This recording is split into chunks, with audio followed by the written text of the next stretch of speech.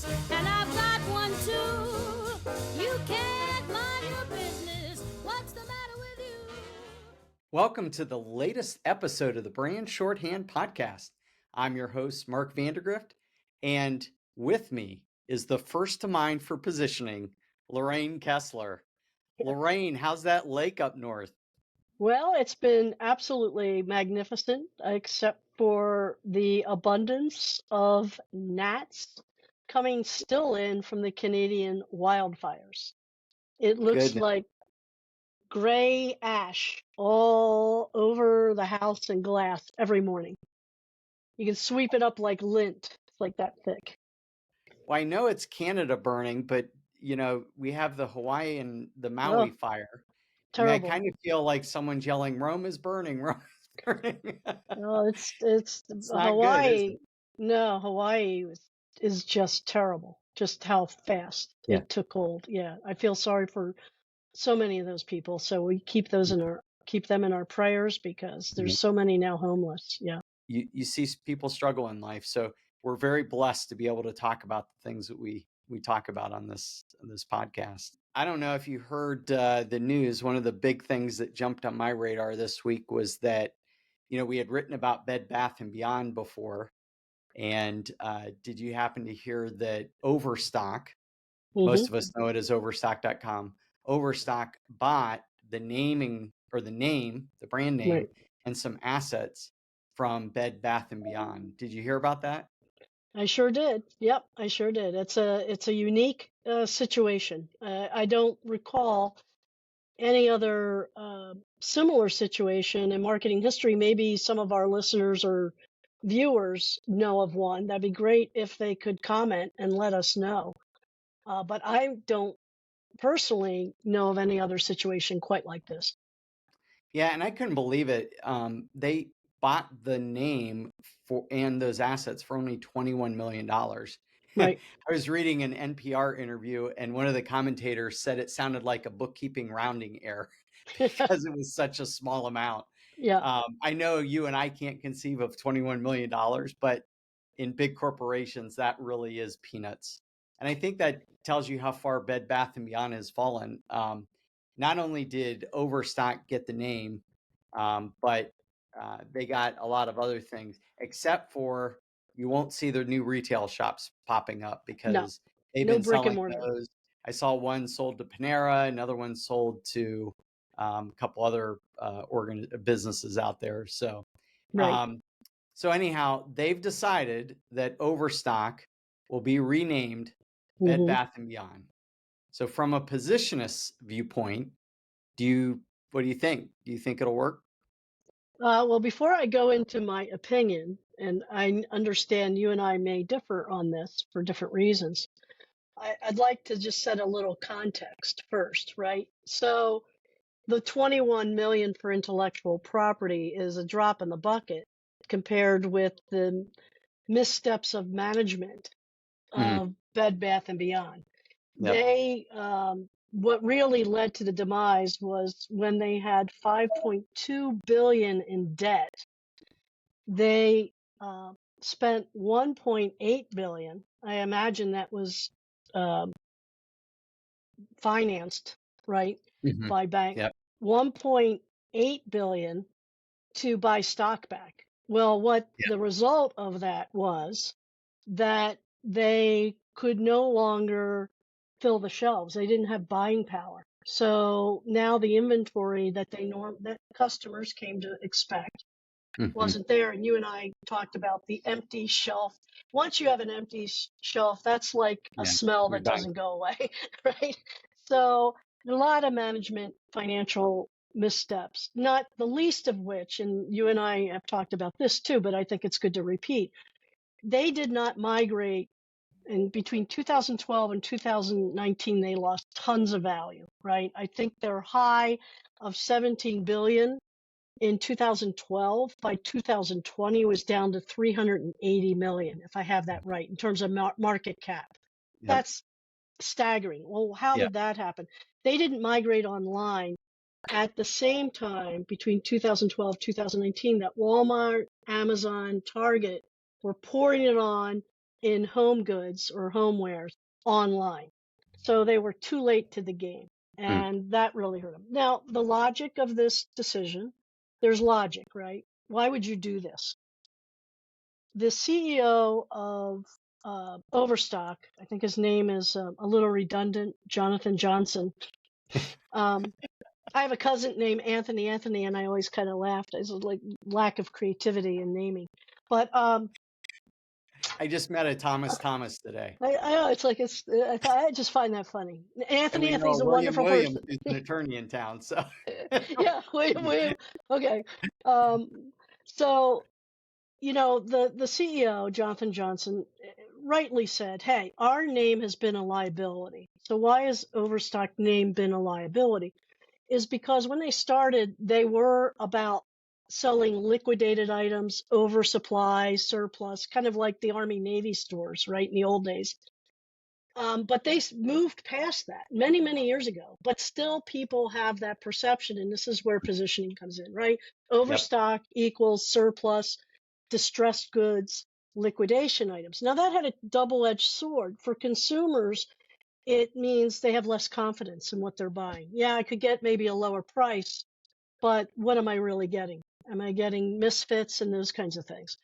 For suppliers, and you have to remember Overstock doesn't really buy and then sell what it bought. It represents third-party sellers. So these third-party sellers don't want to be, many of them didn't want their brand distressed by being associated with this perception of Overstock as a liquidator. So they were having trouble with some of their supplier contracts. I think Jonathan Johnson said it great when he said Overstock has had a good marketing operating model, but a bad name. Mm. And Called it Bed a Bath, boat anchor.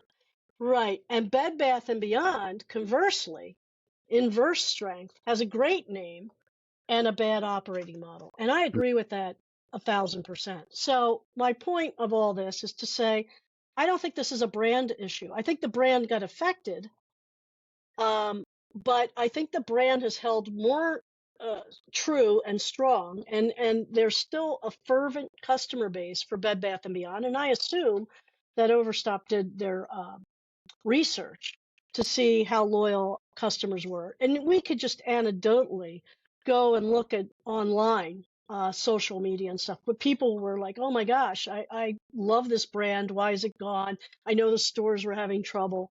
So I still feel like the brand has strong name recognition. It has a fervent customer base. So that makes sense. Um, it does restore the confidence in the goods not being distressed surplus or liquidation. We already know early evidence that it's allowed Bed Bath and Beyond, the new Bed Bath and Beyond, the old Overstock, um, to bring in more products. Like since the announcement or rollout, they've brought on 600,000 new products. So my optimistic view is this is a case that will work, provided that the new Bed Bath Beyond, the Overstock management, feed the brand, fuel it, do some advertising, bring in some new customers, reassure current customers that all the things that they loved about Bed Bath & Beyond, the kind of cool style, the selections, that's all going to be there. So they have to invest in creating this new brand and brand vibe. Mm-hmm. And then follow through. I mean, the follow through is going to be crucial, as we know. It's the experience of the brand. Am I going to get what I looked for or purchased? Is it going to be reliable? Is it going to delight me? Well, Lorraine, I guess from my standpoint, I would say that I don't think it will work. And it's just because of a couple items that I saw in both the NPR release and the quote from Mr. Johnson. Um, he he made the comment that they're getting rid of their boat anchor name Mm-hmm. in favor of Bed Bath and Beyond, and Bed Bath and Beyond's getting rid of their boat anchor of an online presence. So that's good. I get that, right? So you're adopting a decent brand name. What he went on to say though was he's excited about helping to define and even bigger and broader and beyond. So my take is Bed Bath and Beyond, as we talked about in previous podcasts, Bed Bath and Beyond's strength was being specialist that was mainly bed, mainly bath, and the and beyond kind of stretched to the kitchen and maybe a few other ancillary things. And I know when we went in there, the big thing was if I wanted to get a blender, I had about 20 options to pick from. And by the time they closed, there might have been 2 on the shelf. So this breadth of a very narrow focus of room, and I think bed, bath, and the kitchen kind of all associate. That was a specialist position. What I think Overstock's going to end up doing when he says we're going to stretch the and beyond, they're going to become a generalist. Well, we have 6 gazillion generalists out there. We don't need another online Walmart. We don't need another online Amazon. We don't need all these other things. If I were CEO and I wanted to make this work, I think Bed Bath and Beyond was a good move if they get back to the focus. Well, the problem with that is, one, Overstock's model is not that, and they have whatever they have, and they also don't, for those people that know what's happening, if they're paying attention that Overstock becomes Bed Bath and Beyond, there's still this notion that they were trying to offer higher items with a name that was liquidation level.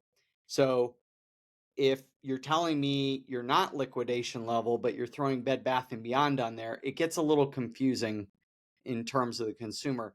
If they can sort through all that, great. But again, now you're still competing against the big generalists. So that's one area I have a problem with. Number 2, and I'll toss this back your way for discussion. Number 2 is I think Bed Bath and Beyond, after going through 2 bankruptcies and doing all the stupid stuff they did, they hurt their brand so badly. And that's evident in this $21 million purchase, which again is peanuts to the corporate world. I think they hurt it so much, and they became known for couponing and empty shelves. I'm not sure that this is going to translate. Those people that wanted to go in store to get the coupons, those people that wanted to go in store to be able to shop a breadth of product, now you're completely shifting that to an online model with a company that wants to be all things to all people. So I'm going to bet the negative. I know you're betting the positive, and we'll see how it goes. Any comments to my comments? Sure. I don't think that the consumer's perception of the brand, and again, I'm certain that Overstock did some research on this, is that affected by what's happened behind the scenes that affects investors and market cap and their evaluation. I really don't. I think they're happy to kind of look at the Bed Bath and Beyond that they like. And you raised the $64,000 question, and that is, will they go too broad in their product line? I think they can go broader than what you're painting because I think they already been there. They used to sell patio furniture, umbrellas. You go there, seasonal stuff. They're going to stretch into furniture. This is all homewares. This is all part of anything. To me, the home is a big tent. And as long as they stay within the home and the residential home, and they don't go into groceries and they don't go into hardware and they don't go into some of these other areas, I think as long as it's goods, soft goods, hard goods that people want for their homes, beds, mattresses, bath, kitchen, appliances, I know they're going to get rid of a lot of the clutter that Bed Bath and Beyond took on, the kind of small onesie twosie things that are like $3-4. And if you are going to buy a spatula, you're going to have to buy like a set of spatulas, right? They're going to be a little smarter, I think, in those areas. So the question is, and it's one we really can't answer, is the brand stretch is only, line extension is only a problem if you go beyond what the prospect, the customer sees in their mind. If I think that an ottoman and some tray tables and an umbrella all fit in Bed Bath and Beyond, we're fine and good. So they're going to have to be, to your point, I think it's better to think more narrowly than broadly. And then they are going to have to think about what is the real value beyond just the equity in the name and the fame of the name. that they offer that's unique versus not just Target and Walmart and Amazon, but Wayfair. You Yeah. know, I think Wayfair is a big competitor for them, or Crate and Barrel, Or who's at more home, or right, yeah. or at home. So Yeah. they're going to have to put some hard work in, but I think they're actually there's a cost efficiency argument to be made. It will take less to take this brand and port it and get it out there and you can do a few right things to begin with than to start from scratch. We know that rebranding is a very tricky business. Yeah. We know, for example, even if you change a package on a product, your chances of success are less than 50%. They're like 35% of actually increasing sales. You're more in danger of losing sales by changing something like that. So I think rebranding kind of falls into that risk category. So it's all about how they manage this. One thing I do know is Overstock was not doing well. Hmm. I don't know how bad it was. Wouldn't know, but the chances of them surviving as they were was not good, because Right. the CEO identified it was boat anchor. In fact, if you recall, we had a former client contact who was interviewing for a job there. He asked our perspective on it, and what was our first response? Drop the name. Yeah. Yeah. So I guess in that way, we're a little prescient that we understood that that was a problem for them, and their CEO has now acknowledged that. Now, for us, I would say that was probably 5 years ago. So Yeah. it's 5 years overdue that we told them that they needed, well, we told someone interviewing there. He didn't get the job, so I guess it didn't make its way to the C-suite. But that being said, this might be a last ditch move. And for $21 million, again, peanuts for them, that's probably a desperate attempt to bring relevance to the brand. So, do you rename Overstock, or do you just buy a brand that already has some brand value to it? If I'm CEO, I think it's a great move, as long as now I go, okay, forces, we're getting back to just the bedroom, just the bathroom, just the kitchen. That's where Hmm. I would start. And I would make a lot of PR noise about that, because Hmm. like you said, you brought up Wayfair, there's At Home, there's Crate and Barrel, there's even, parts of Target that are home goods. So they have to become the specialists. They have to build that back up, or I just don't think it's going to happen. So I'm still a negative vote. I know you think there's a chance here. We'll see how it goes. I don't think it'll work, but one of us will be right and one wrong. Right, wrong. So Right. may the best positionist win. And his history will be made. Yes. That's Yep. right. Yep. Well, let's get to our topic of the day. We're continuing with our Ways to Differentiate series. And Hmm. today we're going to focus on our first item on our tool set, which is being first to mind with a new idea. Hmm. Let me read our dictionary definition, because that always helps us get in a common ground. And then we'll get your initial thoughts, Lorraine. Yeah. So the rules of play, and we'll show this on screen here. It is much easier to get into the mind first than to convince someone you have a better product than the one who did get there first. People feel that the first one is the original and all others are copycats. Being the original translates into more knowledge and more expertise. Studies show that in most cases, being first to the market provides a significant and substantial market share advantage over later entrants. It also forces later entrants to find their own distinctive positioning. Lorraine, go ahead and give us your first take on this way to differentiate. Well, the key word here is first. Well, the key words are to mind. First to mind, not just first. The history is strewn of companies that were first to do something and last to claim it. Okay, or second to claim, and kind of saying, hey, I had that idea first. No one cares. Right? So first to mind implies that if you have a truly new idea, that it's incumbent on you to spend the money and do great advertising, and advertising that has emotional voltage, that jumps this idea high on the bar into the mind, whether it's super new category, or just a new product or service that's unique in some way. So if you, or subcategory like Red Bull, let's say, which is an energy drink, we have a lot of different drinks. We have sports drinks, energy drinks, Pepsi drinks, carbonated drinks. So whatever, you have to be marketing focused, and that has to be the goal. The problem is, when I think of it's not a problem, but when I think of companies, I think there's like three types, right? There's the service type company. They're all about their services. Then there's a manufacturing kind of driven, making goods kind of company, often led by engineers if it's more technical. And then there's a marketing type company, marketing, and maybe there's a fourth, sales driven. So these, to be first of mind, you have to be marketing driven, not just product driven, but marketing driven. Yep. And that's the key right there. Being first to mind means you're pouring in on marketing.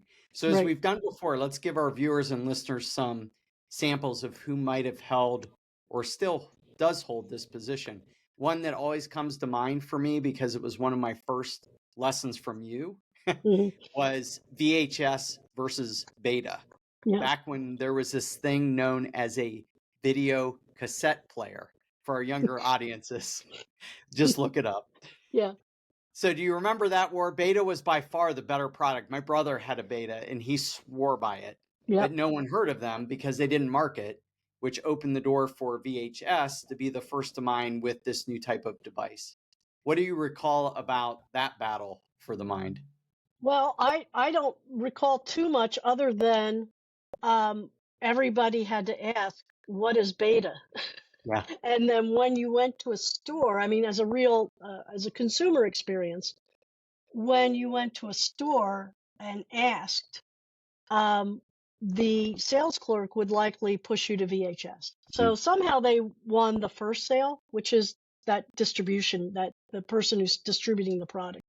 And the other thing is, I never had people say, because VHS did such a great job, the name VHS became kind of the generic for the category. Put in the VHS tape. You didn't need to say that. You didn't say just put in the tape. You said put in the VHS tape, as opposed to just videotape. So, it started to become the generic for the category. Yeah, and you're right about the first sale. That actually helped the second sale, which was the sales assistant in the store, because what are you going to sell? Things that you're comfortable selling. And so that was back in the days where they probably did a little more on-floor training and said, hey, push the products that are going to move. And if you know that product's going to move, you're going to push it because, that's better for you as a salesperson. Yes. Many salespeople who are not consultative sell what sells. So if I come in and ask for a VHS, they're going to sell me a VHS. Yep. Right. Good. Can you list some other brands that might have started out as the first to mind? And I use that word "started out as" because there's more thing we'll talk about shortly, but just list a few that come to mind. Yeah, sure. Well, Miller Lite is one, because the first light beer was Gablinger, and no one remembers, right? And what happened is Miller bought Gablinger and did amazing advertising. Tastes great, less filling, emotional voltage in that claim. Funny, had some humorous approach to it. And so people most often equate Miller Lite with light beer. Now, today, that's shifted, right? I think Bud Light, by virtue of its name and dominance, took that over. Who knows where they're going to be today? But Gablinger did have the first diet beer, right? Wikipedia is a great example, right? I don't know of any other online encyclopedia that even competes with them. Maybe you do. No. So I'm trying to think. TiVo, remember TiVo, the DVR, right? And remember all the predictions that TiVo was going to kill advertising and that TV advertising was dead? Well, I love that. Yeah. I love to go back and So well, here we are again with AI, and that's going to kill advertising. So there's Something's going to kill Everything's going to something. kill advertising. It happens every 10 years. Yes. So, but that was a great one. I remember people being very concerned about that. Roku, a newer like device over the top. It's like really one of the first to mind for over the top devices for Mhm. streaming. Yeah. So what do you have? What other ones? Chrysler, the minivan Well, is always a good Chrysler one. Town and Country is one Mhm. that always jumps in my mind, that you use that as an example. The first minivan. It's like, what's a minivan? Right. Well, they made it happen. First social platform. What do you think comes to mind to most people? The one I remember was MySpace. Yep. That was And first. look where that And is today. yeah, I mean, and then that I think is your point you wanted to make up front. Yeah. Just because you started there doesn't mean you stay there. Yeah, Right. exactly. Right. Well, we have some examples where first to mind was just too early for most people to adopt, Hmm. and so we're going to build this a little bit. Which I don't know that MySpace was too early to adopt. They made a different mistake. But think of the Apple Newton. Hmm. Okay, came out in 1993, and they had to end production by 1998. Do you remember what that device was called? Um, I thought it It was was called the Newton. well, it was called the Newton, but I mean, it was the first Oh yeah, personal the personal PDA. personal PDA, personal digital assistant. Now, first of all, Yep. nobody knew what digital was. No. Um, and so I understand personal assistant. Yeah, this is a great example because it plays to a principle of positioning that companies combine but categories divide. So the specialist always wins. So if you're too general, going back to your Bed Bath and Beyond, that can open you up to a specialist. Now, it doesn't mean that being a generalist is a bad thing, No. depending on the competition, right, and the market. So it's just that you have to be cognizant of the vulnerability of that position. Now, in terms of the Newton in specific, it was a bridge too far too soon. It was too complex. It did too many things that and then people had to ask too many questions. What is a personal digital assistant? What's a PDA? I don't even know what that is. Why do I need it? Why would I want it? But here's what happened to the PDA, right? As we know. And this kind of proves this idea of not non-convergence. I mean, you don't have a car that also flies. Never happened, Right. right? But we do have today a cell phone that Mhm. does almost all the things in that PDA, almost literally everything except print, I think. And who knows? But how did that happen? So it did converge, but it's really important to understand when you're too soon to a category and there's not understanding for it or the need for it, you've got some problems. You're better to Yeah. stay very single mono channels focused. So the cell phone learned, I think, from the Newton, and they said, let's start with the phone. Let's just start. Yep. People get that. They know they need that. And then it's really interesting. Originally, the category was called cell phone, which is kind of descriptive of the way the technology works. Then it Hmm. becomes mobile phone, right? Yep. Which is more about the benefit. I can go anywhere with it. So that's a little more handable. So you see how these even categories iterate. Yep. And then now today it's just my phone. Like, oh, Yep. where's my phone? Because Yep. very few people, or there's very few landlines. Let's just say that. So most people just think this is my phone. So we just say our phone. Now, what does a phone do? I mean, I can send Everything. text, Yeah. everything. I can listen to music. It's just, it does almost everything the PDA promised and even more, some things it didn't even think about back in the day. But it's still, what do we still call it? We don't call it a PDA. No. We call it a Well, phone. and I want to layer one thing on there. Hmm. So I graduated in December of 91, start my job with KPMG down in Columbus in January of 92. We were the first incoming new auditors that had a computer. And they gave us this tiny laptop. It was a PC at the time. And so what's going on in 1992 is people are still learning how to use our computers in general Hmm. with a big screen on them. Well, Right. not huge, but bigger screens. They're trying to figure out, what am I going to use Microsoft Word for, and Excel, and there's software being developed to help us audit, and people are starting to learn QuickBooks. Well, you're trying to figure out the big thing, and then you Yeah. come with this little thing that does very little of that. I think it was just too early of an idea, which is your point, Mhm. and you needed to migrate. When did the iPhone come out? It took them another Mm. decade. Right. 07, I think, is the first iPhone, and Wow. 11, right around 2011, was when it really took hold. And then, if you recall, even our web design didn't start changing until 2012. We introduced to our clients responsive web design. Right. So that was 2012. Right. We're talking, they ended production of the Newton in 1998. So that's how long it took for the general mind, the general consumer, to adopt that technology. So Right. that is the risk, going back to being first to mind, is don't jump too fast, too furious with a new idea and think just because I own the idea that it's going to work out. Yeah, it's being overambitious and mistiming kind of the behavior of the market. Like Mhm. where, like even now you mentioned how we changed web to be responsive.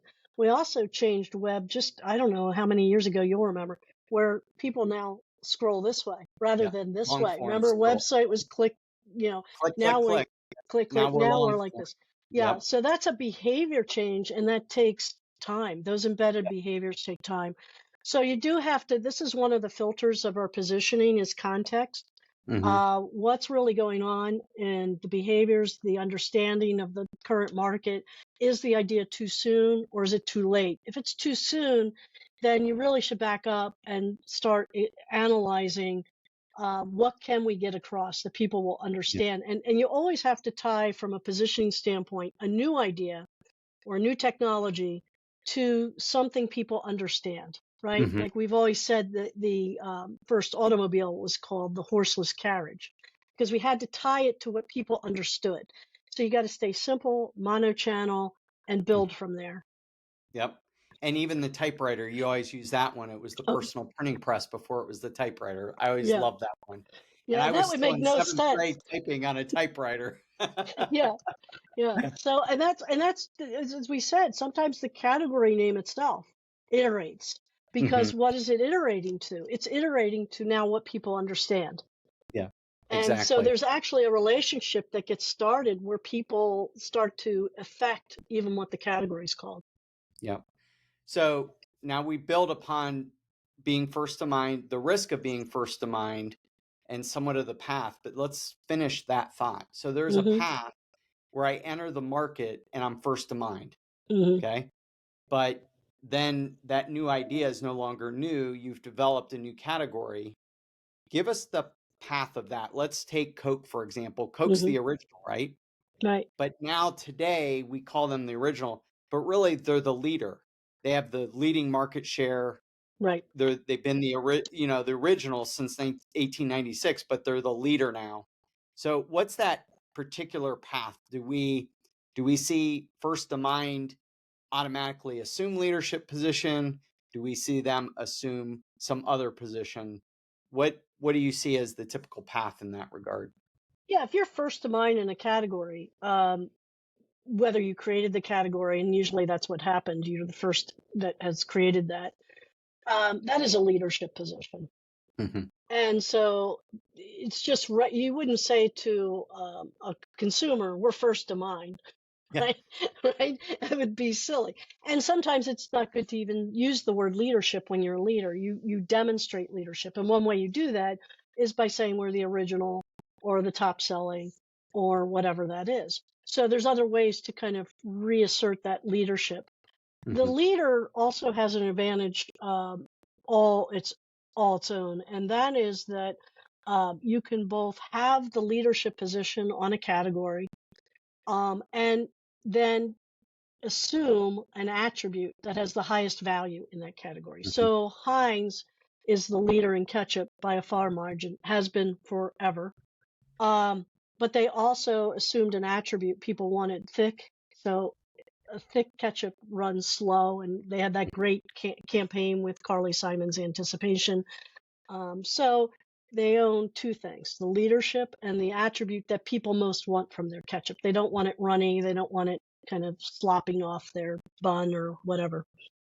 And one thing you hinted at there Hmm. is that being first of mind is going to dictate your advertising a little bit. Yep. And you said you would never tell a consumer I'm first of mind. Yeah. But you know what can tell a consumer you're first of mind? Public relations. Yeah. And think how many products came into the market and they never advertised one little bit. Right. Starbucks for decades. Hmm. But everyone said, oh, there's this new coffee experience coming. And, everyone was so excited when a Starbucks showed up in their neighborhood. Well, that's all changed. But think of about how powerful public relations is. If you want to go after this position, you better be thinking, how do I seed these things? And, insulated siding was a good example Hmm. when we did that for Progressive Foam many, many years ago. What did we do? Well, we took a media kit with a sample in it and mailed it to the media. Why? Because you had to see it to understand it. And then you could start talking about, oh, look at this. This is vinyl siding, but it has a backing on it. And you Hmm. can swing a bat at the thing. You can throw a baseball at the thing and it's not going to break. So that's an example where a PR play is so critical to this particular position. Certainly you can do advertising. I'm not saying you don't do that. But to your point, I can't go, hey, we're new. Come look at us. The best way to build a brand, we've said this many times, is PR, not Yep. advertising, because PR has credibility that advertising does not have in Yep. equal measure, is what I would say. Yep. And that's because everybody knows when you buy an ad, you write an ad about yourself, you're going to say good things about yourself. Mm-hmm. Um, and the other thing about PR is it's so pervasive, right? Mm-hmm. First of all, it's a long story kind of format. You can demonstrate the product to certain constituents, but it reaches investors, Mm-hmm. right? And it comes as truth, and it comes with a lot of credibility. It reaches the publishers who wind your message. Once they publish it, that's the third party credibility you need for buyers, let's say contractors, remodelers, to believe that this is something true and they should look at it. So Mm-hmm. and then you're reaching consumers too. So it's so broad in who it's like really the original broadcast media, if you Mm-hmm. think about it. Yeah. And it affects word of mouth, person to person, peer to peer. So it's real. And I have said this before. One of the things that really sold me on positioning as a strategy that's fundamental to all successful marketing was working with PR practitioners. There Mm-hmm. isn't a PR person on the planet who wouldn't sit down with a client and say, "What's the news? What's different? What can I say about this that makes it stand out?" That's positioning. Yep. Built right in. Mhm. Well, we are well over our normal time, but that's great because we're never short on content, Yeah. especially when the news hits the airways like Overstock.